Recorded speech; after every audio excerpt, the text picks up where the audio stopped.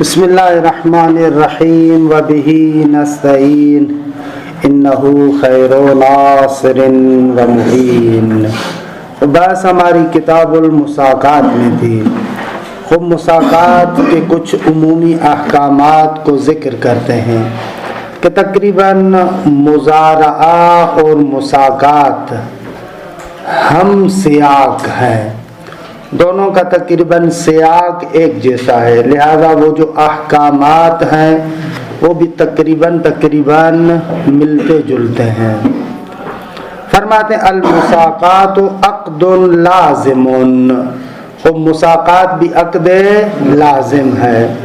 جب عقد لازم ہے تو لا ينفسخ، مضارع میں بھی یہی کہا تھا، اب جب عقد لازم ہے تو وہ مرضی سے تو ختم نہیں ہوگا۔ ایک بندہ عقد کرے اور پھر بعد میں کہے میں نہیں کرتا، نمیشے، مگر یہ کہ دونوں راضی ہو جائیں، تقایل ہو، تب تقایل کے ذریعے سے ہو جائے گا۔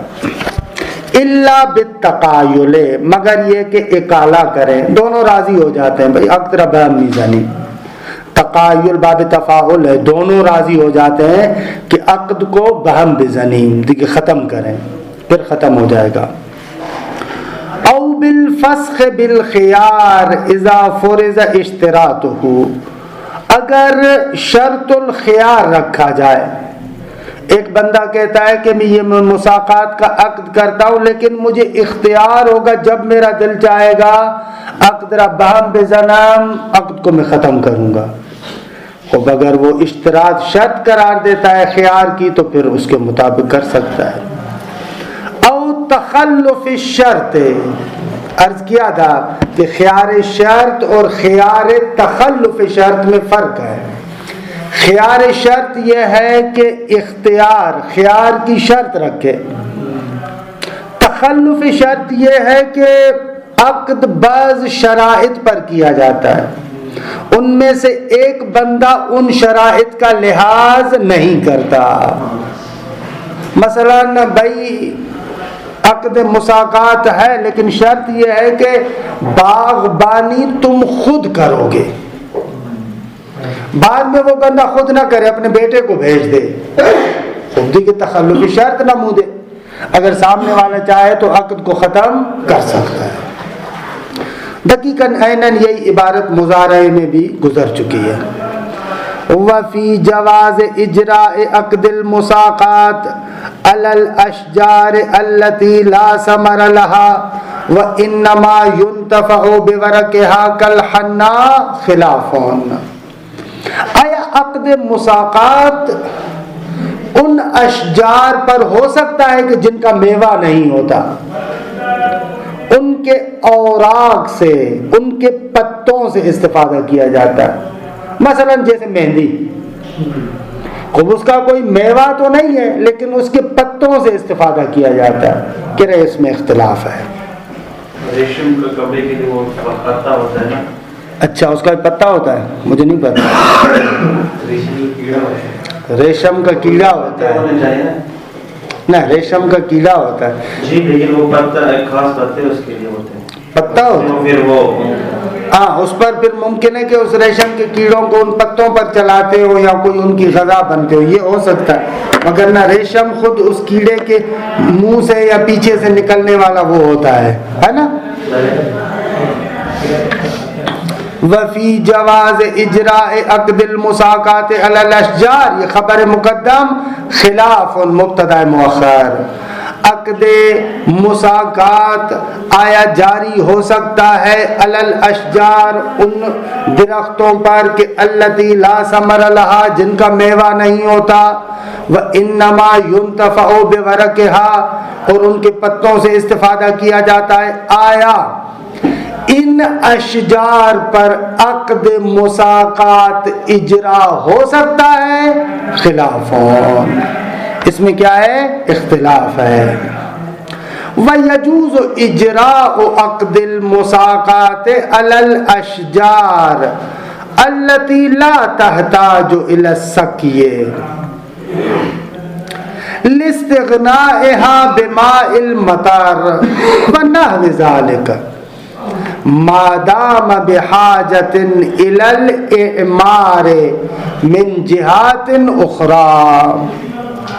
اچھا اگر کچھ درخت ایسے ہیں کہ ان کو پانی کی ضرورت نہیں ہے، یا تو اس وجہ سے کہ بارش ہوتی ہے اس علاقے میں لہذا باہر سے پانی دینے کی ضرورت نہیں ہے، یا اس وجہ سے کہ یہ درخت ایسا ہے کہ ایک مرتبہ اگر زمین میں لگ جائے تو اس کی جڑیں اتنی نیچے چلی جاتی ہیں کہ زمین سے خود پانی لیتا ہے. بعض درخت ایسے بھی ہوتے ہیں نا کہ مطلب جو صحراؤں میں دوسری تیسری جگہوں پر لگاتے ہیں کہ ایک مرتبہ اگر یہ درخت لگ گیا تو اب اسے جدا گانا پانی دینے کی ضرورت نہیں ہے، وہ خود زمین سے پانی کو جذب کرتا ہے. خود ایسے درختوں کے لیے عقد مساقات ہو سکتا ہے جن کو پانی کی ضرورت نہیں ہے. کہہ رہے ہیں اگر دوسرے اعتبار سے ان میں اصلاح کی دیکھ بھال کی ضرورت ہے تو ہو سکتا ہے، مشکل نظر بلاخر دیکھ بھال کی ضرورت ہو، ضروری نہیں ہے کہ وہ پانی ہو. وَيَجُوزُ إِجْرَاءُ عَقْدِ الْمُسَاقَاتِ، جائز ہے عقد مساقات کو جاری کیا جائے علی الاشجار، ان درختوں پر کہ التي لا تحتاج الى السقي، جو پانی کے محتاج نہیں ہے. بھئی پانی کے محتاج کیوں نہیں ہے؟ لاستغنائها بماء المطر، کیونکہ وہ اشجار مستغنی ہو گئے بارش کی پانی کی وجہ سے. وَنَحْوِ ذَلِكَ، یا مثلا بارش کے پانی کی طرح جیسے میں نے کہا زمین سے وہ خود پانی لے رہا ہے. یجوز ما دامت حاجت بحاجت الی الاعمار، جب تک ان کو دیکھ بھال کی ضرورت ہے، من جہات اخرى، دوسری جہتوں سے. ولا يلزم علی العامل مباشرۃ العمل بنفسه، بھئی اگر عقد مطلق ہے تو ضروری نہیں ہے کہ عامل خود پانی دے بنفس نفیس، بل یجوز له استیجار غیرہ لذالک ما دام لم تشترط علیہ المباشرۃ. بھائی میں نے آپ کے ساتھ عقد مساقات کیا ہے، میں نے ایک نوکر رکھ دیا، بھائی مانا تمہیں اتنی تنخواہ دوں گا، ان درختوں کی دیکھ بھال کیا کرو، تو کر سکتا ہوں، مشکل نہ ہے. درست ہے آپ؟ بس یعنی مسئلہ کیسے ہوا؟ اس طریقے سے. علی محمد دیکھیں میری طرف، آپ اور ہم عقد مساقات کرتے، آپ کا ایک باغ ہے، میرے ساتھ آپ عقد مساقات کرتے ہیں. آپ کہتے ہیں کہ آ وسیم اس باغ کی دیکھ بھال آپ کریں، ثمر میں آدھا آدھا. ٹھیک ہے، میں نے آپ سے عقد کر لیا. میں آغا رشی کو اجارے پر لیتا ہوں، آغا یہ باغ ہے اس کی دیکھ بھال کریں، ماہانہ آپ کو اتنی تنخواہ دوں گا میں. جائز ہے؟ کہہ رہے ہیں جائز ہے، مگر یہ کہ آپ شرط کریں کہ آغا وسیم دیکھ بھال آپ نے خود کرنی ہے. اچھا مزے کی بات یہ ہے کہ کراچی میں مدرسہ تھا ابھی بھی امام خمینی، وہاں پر جو استاد تھا اس کی تنخواہ ہوتی تھی 12,000 روپے، اور جو باغ کا مالی تھا اس کی تنخواہ تھی 50,000 روپے. میں ادھر تھا. البتہ وہ مالی برحال درجے یک کا مالی تھا، اس لیے آپ کسی بھی جگہ پر جائیں، کسی بھی موسم میں وہ جو پارک بنا ہوا ہوتا تھا نا، وہاں پر پھول یہ وہ ہمیشہ بہترین حالت میں ہوتے تھے. یعنی اس کو جو 50,000 دیتے تھے وہ برحق تھا، واقعاً وہ زحمت کرتا تھا، ہمیشہ آپ کو باغ ہرا بھرا محسوس ہوتا. پنجاب کا تھا، وہ ادھر رہتا تھا، بہت ہی بہترین تھا. 2.5 سال رہا ہوں. امام خمینی کون سا؟ امام خمینی 2 ہے نہ وہ شریعت الحسین، وہاں پر المصطفیٰ اور امام خمینی دونوں ساتھ تھے. بلڈنگ ایک ہی ہے، 3 منزلہ ہے، تو ان میں سے جو پہلی منزل تھی وہ جامعۃ المصطفیٰ کو تھی، اور تیسری منزل بھی جامعۃ المصطفیٰ کو تھی، درمیان والی منزل امام خمینی کو دانشگاہ میں. تو میں امام اس میں تھا، المصطفیٰ میں تھا. خوب مادام لم تشترط علیہ المباشرہ، جب تک اسے مباشرت ڈائریکٹ شرط نہ کی جائے تو جائز ہے۔ وَإِذَا كَانَ الْبُسْتَانُ يَشْتَمِلُ عَلَىٰ أَنْوَاعٍ مُخْتَلِفٍ مِنَ الْأَشْجَارِ فَتَجُوزُ الْمُسَاقَاةُ عَلَى النِّصْفِ مَثَلًا فِي النَّخِيلِ وَالرُّبْعِ فِي شَجَرِ التُّفَاحِ۔ بھئی ایک باغ ہے جس میں درخت مختلف ہیں، کھجور بھی ہے، سیب بھی ہے، نمیدونم لیما بھی ہے، لیمو بھی ہے، نمیدونم جو ہے وہ کہ فلاں، ایسے مختلف ہیں۔ تو اس میں اگر معاملہ یوں کرے مالک، بھئی اس باغ کی باغبانی تم کرو، جو کھجور کا ثمر ہوگا اس میں آدھا آدھا، باقی جو آم کے درخت ہیں یا مثلا سیب ہے اس کی محصول میں چوتھا حصہ تمہارا۔ کر سکتا ہے کہ نہیں کر سکتا؟ مشکل نہ ہے۔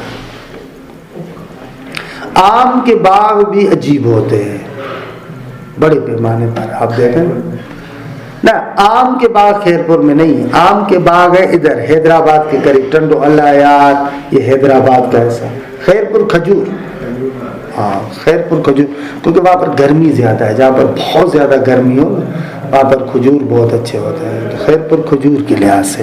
عام یہ حیدرآباد کے گرد و نواح۔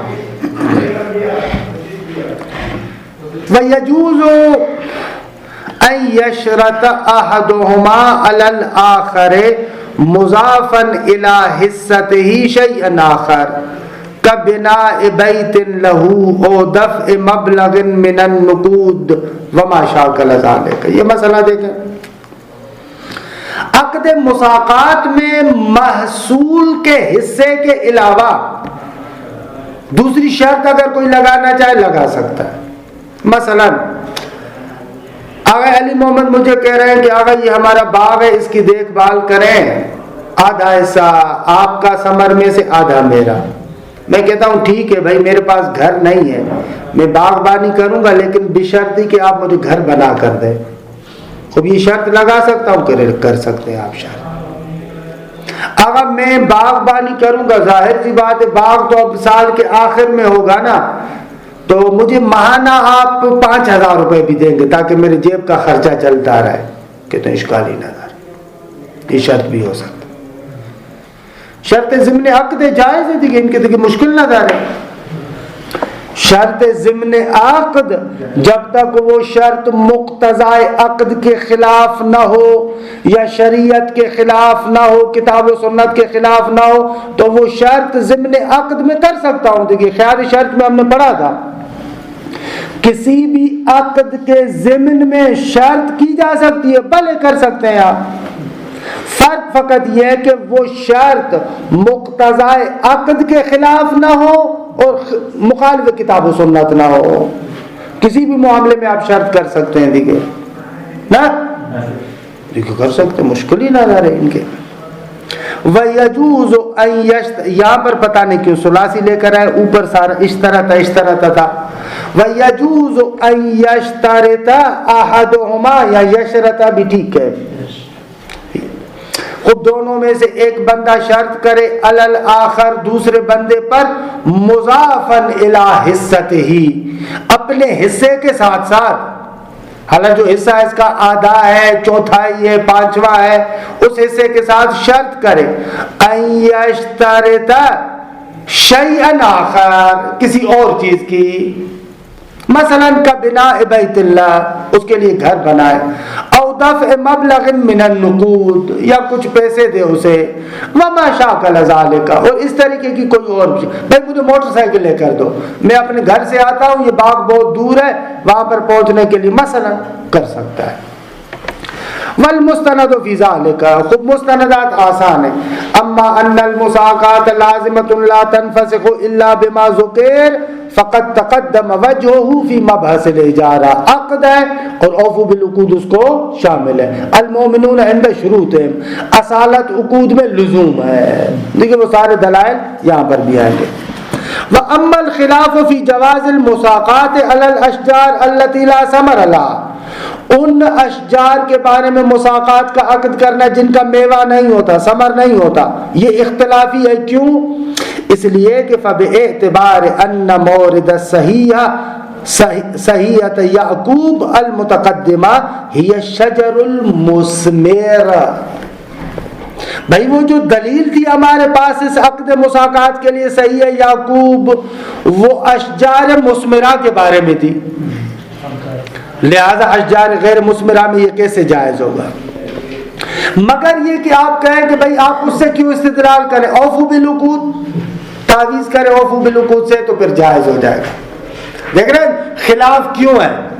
اس نقطے کو یہ جو کہہ رہے ہیں نا خلاف، لما میں اس مطلب کو یا فقہی کتابوں میں اس قسم کے مطالب کو کہتے ہیں فی وجہان،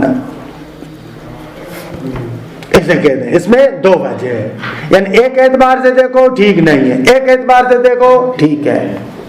اس اعتبار سے دیکھو اگر تمہارے پاس دلیل فقط صحیح ہے یعقوب ہے، خوب وہ فقط شجر مثمرہ کو شامل ہے، غیر مثمرہ کا تو مورد ہی نہیں ہے، لہذا جائز نہیں ہونا چاہیے۔ آپ کہیں کہ بھائی کیوں، دلیل ہمارے پاس فقط صحیح ہے یعقوب تھوڑی ہے، ہم اوفو بالعقود سے تمسک کرتے ہیں، لہذا جائز ہے۔ جو بندہ اس کو مانتا ہے وہ کہے گا جائز ہے، جو بندہ اس کو مانتا ہے کہے گا ناجائز ہے۔ کس کو؟ بھلے اگر عرف میں اس طریقے سے عقد مساقات دوسری جگہوں پر بنا اکلا اگر ثابت ہو جائے تو پھر اس کو بھی دلیل کے طور پر لا سکتے ہیں، لیکن عرض کیا کہ پتہ نہیں یہ کیسے، ہمارے پاس تو عقد مساقات ایسے ہوتا ہی نہیں ہے۔ اب کیا ہوتا ہے، ممکن ہے ہوتا ہو کسی جگہ پر، ہمارے ہاں ایسے نہیں ہوگا، ہاں تو پھر کیسے عرف کو لے کر آئے؟ نہیں مانتے نا تو آپ کو بالکل اگر عرف کو لے کر آئے تو پھر اس کو شامل نہیں ہوگا، شامل ہوگا نا یا نہیں ہوگا؟ اب کیا فرما رہا، میں نہیں سمجھ رہا۔ بنا فرق کی درخت کا مساقات نہیں ہو سکتا، یہ نہیں کہا کہ اگر آپ کو بالکل لے کر آئے تو یہ شاید صحیح ہے، عقد صحیح ہے، ہاں، اور عرف میں یہ چیز نہیں ہو رہی ہے، عرف کو اگر لے کر آئے تو عرف سے تو ہم تمسک ہی نہیں کر رہے، ہم آئے اوفو بالعقود سے تمسک کر رہے ہیں۔ تو آیت کہہ رہی ہے کہ بھئی جو بھی عقد آپ کر رہے ہیں المومنون عند شروطہم اوفوا بالعقود، دو بندے آپس میں ایک عقد کر رہے ہیں، قرآن کہہ رہا ہے کہ ٹھیک ہے نافذ ہے، مشکل نہ کر، کوئی حرام نہیں ہے، کوئی غلط نہیں ہے، کچھ بھی نہیں ہے، تو ٹھیک ہے۔ جی تخصیص کیوں نہیں لگا رہے ہم؟ کیوں تخصیص لگائے؟ وہاں پر اوفوا بالعقود تو عمومی ہوں گے، ٹھیک ہے، شامل ہے نا، پورے تمام عقود کے اس میں شامل ہے، ٹھیک ہے، یہاں پر یہ تو مخصوص ہے، یہ جو روایت کہہ رہے ہیں روایت سے تو استدلال ہی نہیں کر رہے نا، فرض یہ ہے کہ ہم روایت سے استدلال نہیں کر رہے، تو پھر کیوں نہیں کر رہے سوال؟ کیا کیوں نہیں کر رہے؟ کیوں اسے کریں؟ ٹھیک ہے کہ وہ شجر مثمر کے باعث مطلق میں ہم نے کہا تھا نا، مثبتین میں اگر دو چیزیں ہوں، ایک مطلق ہے اور ایک مثلا مقید ہے، لیکن دونوں مثبت ہے، مثلا کیسے؟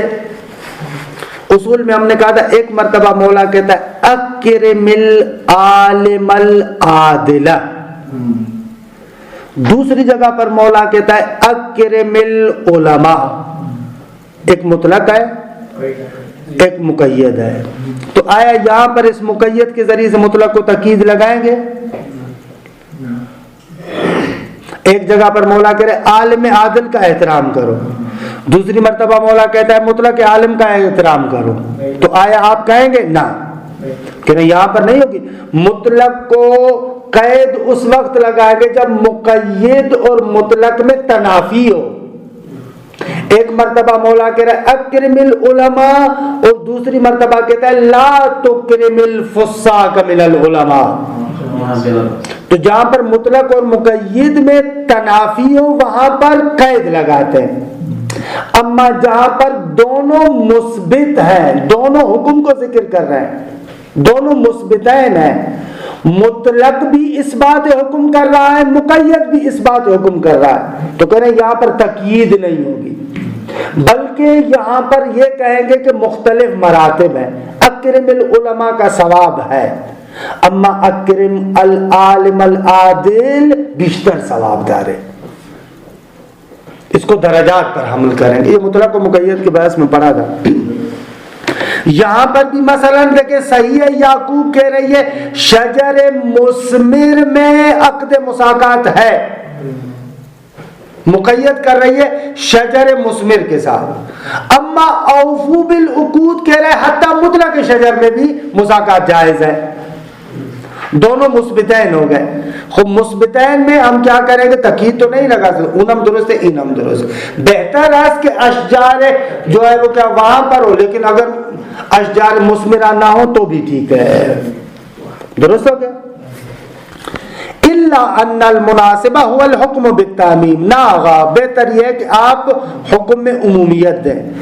لأن مورد الصحیح و انکان ما ذکر، اگرچہ جو صحیح یعقوب ہے اس کا مورد اشجار مثمرہ ہے، لیکنہ قد وقع فی سؤال السائل، آگا اس کی طرف جا رہا ہے. لیکن یہ جو بات واقع ہوئی تھی سائل کے سوال میں تھا، امام کے جواب میں نہیں تھے. اشجار مثمرہ کا جو ذکر تھا وہ سائل کے سوال میں تھا. ولا يفهم العرف له خصوصیتا، اور عرف اس کے لیے خصوصیت کا قائل نہیں ہے. فبتنکیہ المنات ينبغي التعدی، تنکیہ منات کرتے ہوئے آپ الغاء خصوصیت کریں گے اور تعدی کریں گے اشجار مثمرہ سے. بھئی وہ سائل کے سوال میں اس نے شجر مثمر کہا ہے، حالانکہ مقصود یہ ہے کہ کلن وہ شجر کہ جس کو دیکھ بھال کی ضرورت ہے، بھائی اس سے استفادہ کریں، چاہے اس کے پھل سے استفادہ کریں چاہے اس کے پتوں سے استفادہ کریں، لیکن فرق ہی نمی کو نہیں. عرف ایسے کرتا ہے، ہم ایسے تنکیہ منات کریں گے. درست ہے جی؟ خوب نہیں، اچھا ہے. ھذا لو لم نلحظ عموم اوفو بالعقود، بابا یہ تو ابھی تازہ اس صورت میں کہ جب اوفو بالعقود کے عموم کو نہ لیں پھر ہم اس میں آ کر یہ حیث و بحث میں پڑھ رہے ہیں. وَإِلَّا اگر اوفو بالعقود کے عموم کو لے لے تو پھر حتیٰ اس توجیہ کی بھی ضرورت نہیں ہے کہ سائل کے سوال میں واقع ہوا ہے، الغاء خصوصیت کر رہے، تنکیہ منات کر رہے، اس پوری کہانی کی بھی ضرورت نہیں ہوگی. وَأَمَّا عَدَمُ تَوَقُّفِ صِحَّةِ الْمُسَاقَاتِ عَلَى الْحَاجَةِ إِلَى السَّاقِ، اور یہ کہ بھائی صحت مساقات متوقف نہیں ہے کہ ان اشجار کو پانی کی ضرورت ہو، اگر دوسری طرف سے بھی دیکھ بھال ہو سکتی ہو تو بھی ٹھیک ہے. فَلِمَا تَقَدَّمَ مِنْ أَنَّ عَطْفَ الْإِعْمَارِ عَلَى السَّقْيِ، روایت میں اعمار بھی آیا تھا، پانی پر عطف کیا گیا تھا. فی صحیحۃ یعقوب هو من عطف العام علی الخاص، وذلك يدل على ان المدار في صحة المساقات على الحاجة الى الاعمار باي شکل كان. بھائی اس سے سمجھ میں یہ آ رہا ہے کہ مدار اور معیار مساقات کے صحیح ہونے میں یہ ہے کہ اسے دیکھ بھال کی ضرورت ہو، حالانکہ دیکھ بھال کسی بھی طریقے سے ہو. من دون خصوصیت للسقی، پانی دینے کو خصوصیت حاصل نہیں ہے.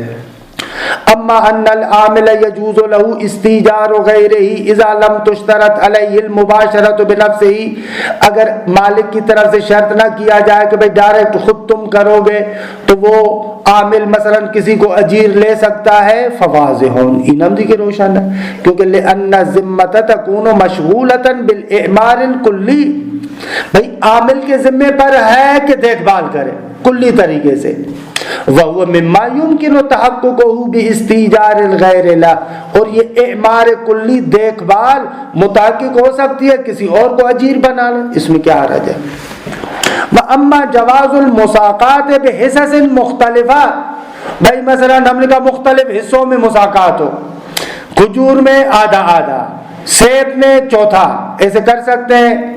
فَلِإِنْحِلَالِ الْعَقْدِ إِلَىٰ عُقُودٍ مُتَعَدِّدَةٍ بِعَدَدِ أَنْوَاعِ الْأَشْجَارِ. خوب آپ ظاہر میں دیکھ رہے ہیں کہ یہ ایک عقد ہے ایک باغ پر، در حقیقت یہاں پر متعدد عقد کیے گئے. کھجور کی نسبت سے ایک عقد ہے، سیب کی نسبت سے دوسرا ہے، آم کی نسبت سے تیسرا ہے، مشکل نہ دارے دیگے. وَأَمَّا جَوَازُ اشْتِرَاطِ شَيْءٍ آخَرَ اضافتاً الی الحصہ، اس حصے سے ہٹ کر دوسری چیز کا شرط لگانا بھی جائز ہے. کہتے ہیں اس لیے کہ فَلِأَنَّهُ بعد عدم مخالفته لمقتضى العقد ولا للكتاب والسنة الشریفین، بابا نہ تو یہ مقتضی عقد کے خلاف ہے، نہ مخالف کتاب ہے، نہ مخالف سنت ہے، تو شرط کر سکتا ہوں. دیکھیے طب کے قاعدہ ہے یکون اشتراطہ صحیحا وواجب الوفا، اب یہ شرط لگانا صحیح ہے اور واجب الوفا بھی ہے. بمقتضی اطلاق قولہ علیہ السلام کہ المسلمون عند شروطہم. اب اس طریقے سے الحمدللہ کتاب المساقات تمام شد. کتاب الشرکت میں وارد ہو.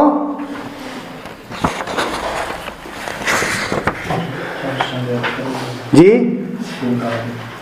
جی اچھا ہاں کیوں نہیں پڑھیں گے؟ تو آپ چھٹی کے موڈ میں ہیں کہ ابھی دن رہے تھے؟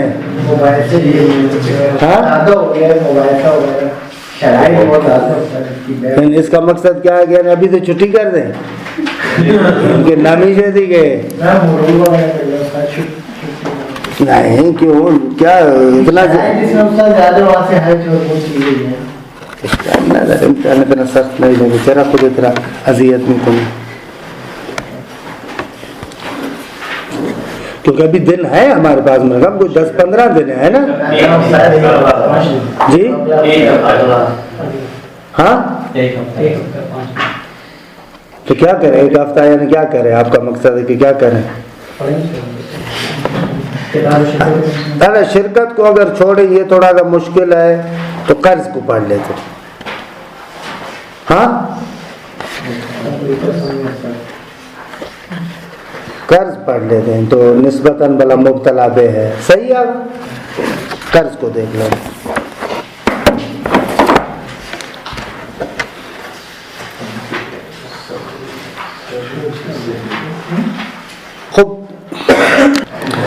بسم اللہ الرحمن الرحیم. تو ہفتے کے آخری دن ہے تو جیسے پرانی سنت بھی ہے کہ ایک آدھ حدیث کو پڑھتے ہیں. تو کتاب فضل العلم 8واں باب، باب مجالست العلماء وصحبتهم، علماء کے ساتھ اٹھنا بیٹھنا اور ان کی صحبت میں رہنا. یہ پرانے زمانے میں زیادہ تھا. ہمارے جو پرانے بہت سارے بزرگ ہیں، کچھ عامی افراد جو ان کی صحبتوں میں رہتے تھے، انصافاً خیلی بہرہا ازشون می بردند، بہت زیادہ جسے کہے نا کہ ان سے حظ اور فائدہ لیتے تھے. متاسفانے صد متاسفانے اس وقت، کیونکہ ہمارے اندر، میں اپنی بات کر رہا ہوں آپ کی بات نہیں کر رہا، ہمارے اندر سے وہ تدین جب ختم ہو گیا ہے تو لوگ اگر ہمارے ساتھ جڑتے بھی ہے تو کچھ عرصے کے بعد یا جدا ہو جاتے ہیں یا متنفر ہو جاتے ہیں یا برعکس ہوتا ہے، مولوی پر وہ اپنا رنگ ڈال دیتے ہیں. مولوی اپنا رنگ اس پر نہیں ڈال پاتا اکثر اس وقت ایسے. وگرنہ مثلا اس وقت بھی میں جو اس دن عرض بھی کر رہا تھا غلام مہدی کا قصہ جو میں نے آپ کو بتایا تھا، اگر ان کے جتنے بھی دوستان تھے جن کے ساتھ اٹھنا بیٹھنا تھا ان کا، میں ان میں سے 2 بوڑھوں کے ساتھ ملا تھا جو غلام مہدی صاحب کے یعنی ہم نشین تھے. اگر دونوں ہائی لیول کے متدین، یعنی ان کی نماز شب قضا نہیں ہوتی تھی. ان دونوں کو فقط اس عالم دین کے ساتھ اٹھنے بیٹھنے والے تھے، اس کی ہم نشینی اتنی تاثیر کرتی ہے. واقعاً عالم کی ہم نشینی خود بہت زیادہ مفید ہے. اچھا یہاں پر جو ہمارے ساتھ مربوط ہے، یہ تو ہوا وہاں کے ساتھ، ہمارے ساتھ جو یہاں پر اس وقت جدید دور کی وجہ سے ایک نقصان جو ہم لوگ اٹھا رہے ہیں، وہ شخصیات کے ساتھ یہاں پر ہمارا اٹھنا بیٹھنا نہیں ہے. اہل علم جو بزرگان ہیں، علماء ہیں بڑے بڑے، ان کی محفلوں میں انسان جائے. بے شک ہفتے میں ایک دن آپ رکھیں، جو بڑے بڑے آغایون ہیں ان کے دروس اخلاق ہوتے ہیں. آغا جوادی کا درس اخلاق ہوتا ہے، اسی طریقے سے آشف زندہ دار کا درس اخلاق ہوتا ہے، دوسروں کا ہوتا ہے. یا مثلا درس اخلاق سے بڑھ کر مجالست اور صحبت کی بات کر رہا ہوں. پہلے ایک سنت تھی گادے کے عنوان سے. گادا کیا ہوتا تھا؟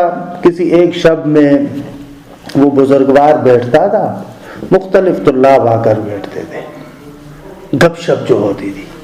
اب ظاہر سی بات ہے وہ جو گپ شپ ہوتی تھی وہ اس عالم کے پاس گپ شپ عالم کے حساب سے ہوتی تھی نا. کوئی وہ سوال کرتا، کوئی وہ سوال ہوتا، کبھی اس موضوع پر بات ہوتی، کبھی اس موضوع پر بات ہوتی. یہ ان کو کہتے تھے گادہ علمی. ابھی بھی ہوتے ہیں لیکن مخصوص جگہوں پر ہوتے ہیں، مخصوص افراد جاتے ہیں. گادہ علمی، گادہ وہی قعدہ سے ہے، اس کو محلی عربی میں اس نے گادہ بنا دیا. قعدہ سے قعدتون بیٹھنا، اس کو مثلا وہ اس محلی عربی میں کہہ دیا گادہ، گادہ علمی. یہ جو گادے ہوتے ہیں یہ بہت ہی مفید ہوتے ہیں.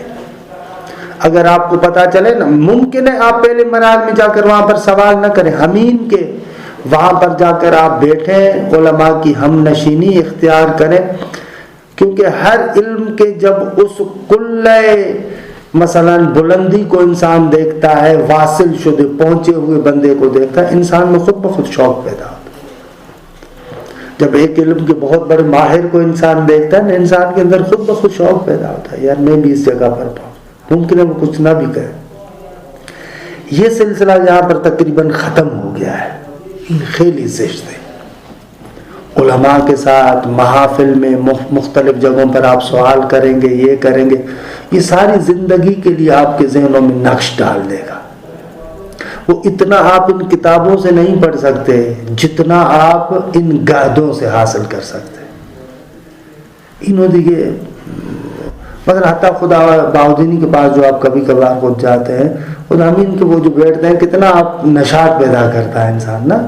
ایک عالم سے بیٹھیں گے، وہ قصہ بتائیں گے، وہ قصہ بتائیں گے. اور خصوصاً مثلا باؤدینی میں تو خصوصیت ہے کہ ایک کشکولی بندہ ہے، کہ یعنی عجیب کشکولی بندہ ہے، اتنی معلومات، اتنا جو ہے وہ کیا ہے. تو علماء کے پاس جایا کریں حتماً. جو بزرگان ہیں کسی بھی وقت کسی بھی طریقے سے کس کے ساتھ تعلق ہو، جو پڑھا لکھا بندہ ہو، یعنی علماء سے میری مراد یہ گادہ علمی. وگرنہ ایسے بہت سارے لوگ دفتروں میں جاتے ہیں، ان کی بات نہیں کر رہا کہ قطعاً مقصود وہ نہیں ہے. یہ والا جو گادہ ہے یہ اس میں بہت زیادہ وہ ہے. خود دیکھیں باب و مجالست العلماء و صحبتہم. خوب پہلی روایت کہ خوبصورت روایت ہے. ان یونس رفعہ، یہ آغا یونس بن عبد الرحمن ہے. خوب حدیث مرفوعہ ہے، اگرچہ سند کے لحاظ سے مسئلہ ہے اس میں، لیکن کافی کی روایت ہے. قال لقمان لابنہ، امام علیہ السلام فرماتے ہیں کہ حضرت لقمان نے اپنے بیٹے کو کہا.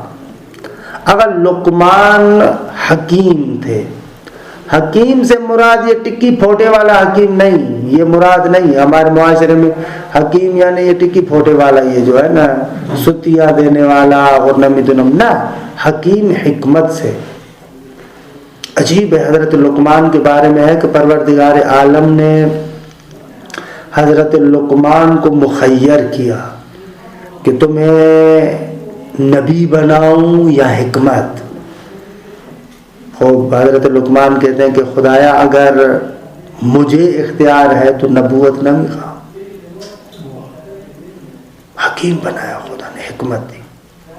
پھر خداوند متعال حضرت داؤد کو موظف کرتے تھے کہ حضرت داؤد نبی ہونے کے باوجود حضرت لقمان کے پاس آتے تھے اور ان سے موعظہ اور نصیحت لیتے تھے. میں نے اپنی زبان میں کہیں درس اخلاق لیتے تھے نبی خدا. اتنا درجہ تھا. اور یہ خود درجہ کم ہے.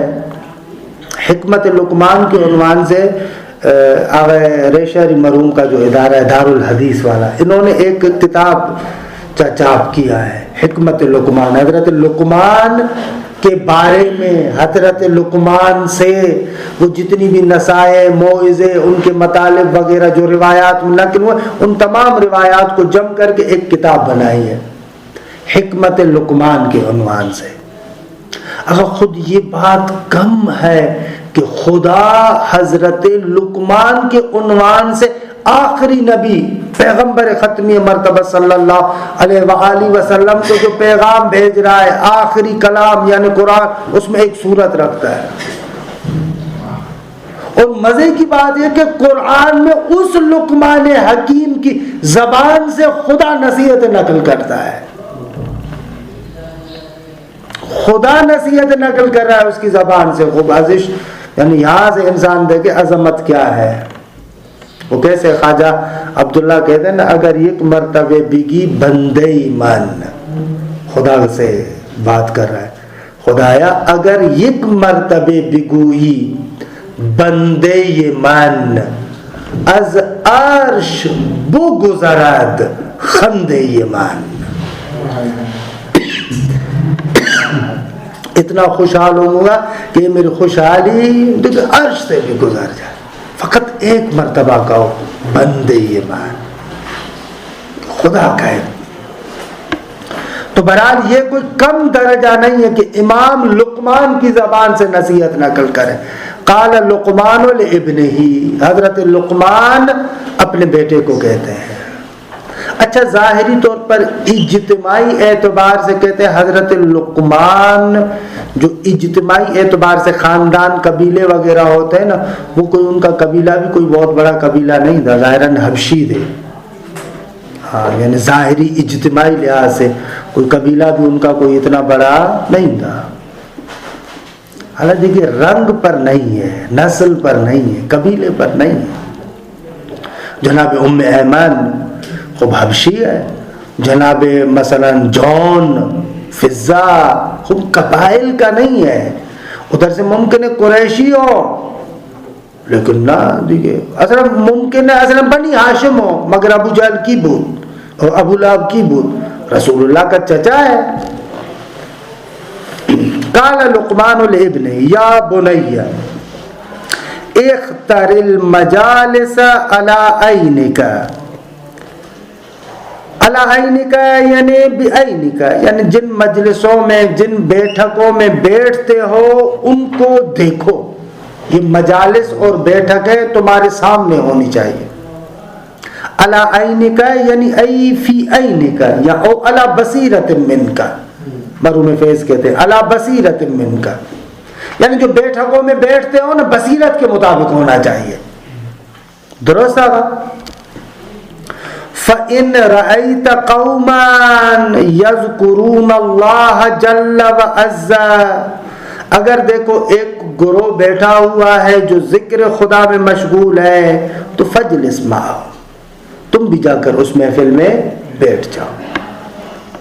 فَإِن تَكُنْ عَالِمًا، وہ جو ذاکرین ہے، فَإِن تَكُنْ عَالِمًا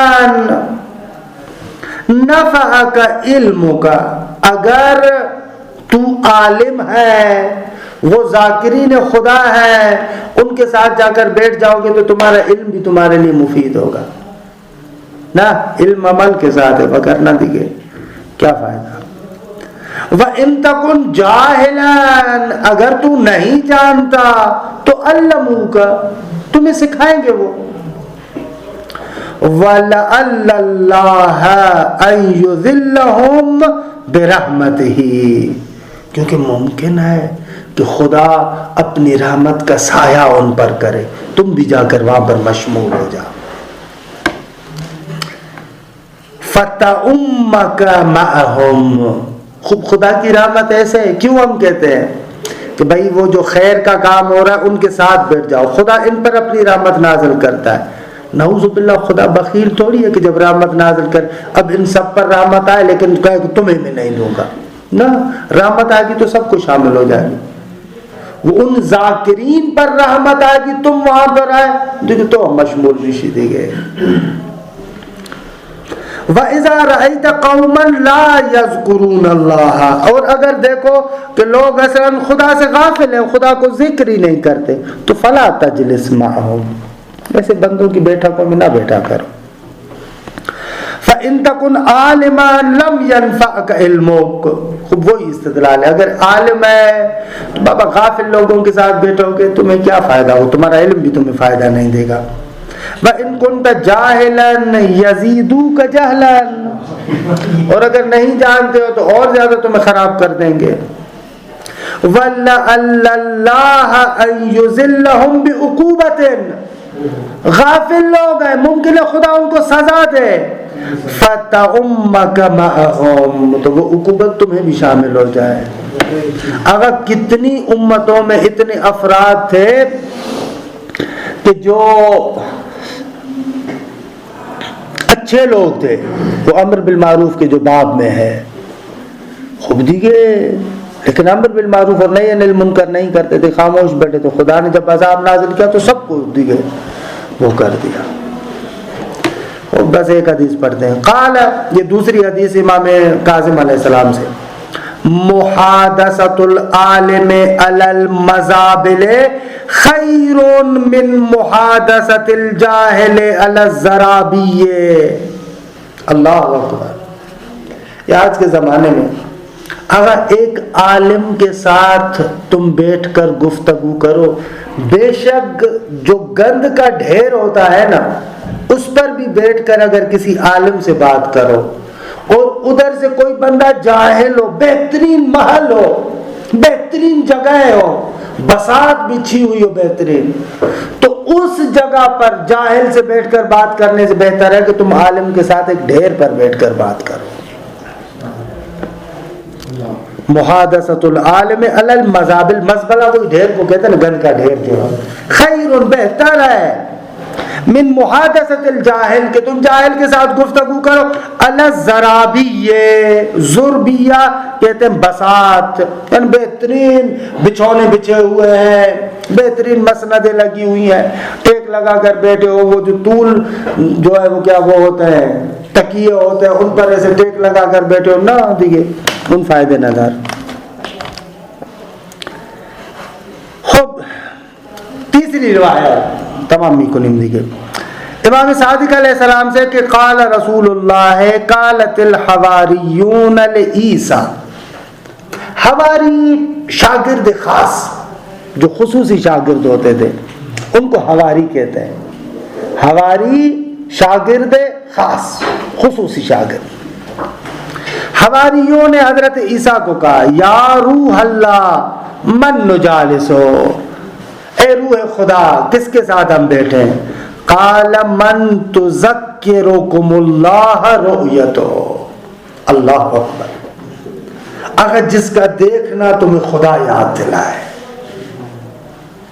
کیسے خدا یاد دلائے گا؟ یعنی اس سامنے والے کے اندر خدا کی صفت جلوہ افروز ہے، تبھی تو اس کو دیکھ کر خدا کو یاد کر رہے ہو. من تذکرکم اللہ رؤیتہ، رؤیتہ تذکرکم کا فاعل ہے. وہ افراد جن کا دیکھنا تمہیں خدا یاد دلائے. وَيَزِيدُ فِي عِلْمِكُمْ مَنْطِقُهُ، اور جن کا بولنا تمہارے علم میں اضافہ کرے. وَيُرَغِّبُكُمْ فِي الْآخِرَةِ عَمَلُهُ، اور جس کا عمل تمہاری آخرت میں رغبت بڑھا دے. ایسے بندوں کی محفلوں میں بیٹھا کرو. صلی اللہ علی محمد وآلہ الطاہرین.